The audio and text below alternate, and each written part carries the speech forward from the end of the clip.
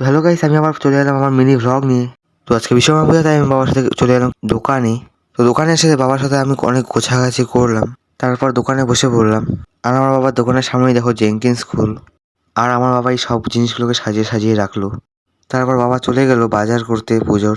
আর এদিকে অপেক্ষা করতে করতে আমার অবস্থা খারাপ হয়ে গেল।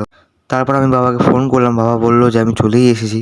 আর বাবা সামন থেকেই বাজার করে আনছিল। আর দেখো বাবা চলে এলো বাবা ঠাকুর নিয়ে, কিন্তু এবারে ঠাকুরটি অনেকই ছোট হয়ে গেছে।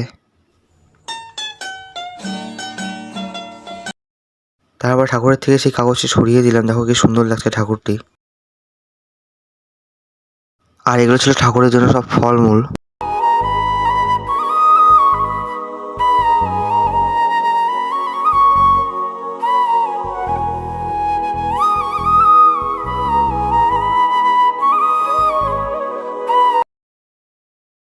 তো অবশেষে আমাদের দোকানে ব্রাহ্মণ চলেই এলো, কিন্তু ব্রাহ্মণ সে 1 ঘন্টা দাঁড়িয়েছিল।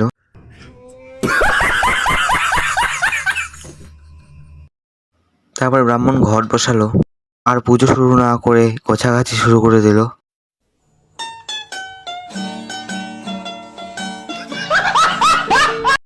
আর বাইক স্কুটি পুজো দেওয়ার জন্য দেখো সামনে কত স্কুটি আর বাইক।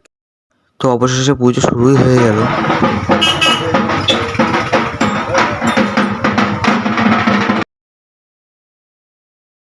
তার কিছুক্ষণ পরেই দেখো সামনে আরেকটি বিশ্বকর্মা ঠাকুর নিয়ে এলো। আর দেখো আমাদের দোকানে প্রসাদ খাওয়ার জন্য কি ভিড় জমে গেছে।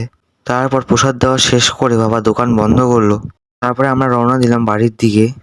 যদি আজকের এই ভিডিওটি ভালো লেগে থাকে, লাইক আর সাবস্ক্রাইব করে দিও।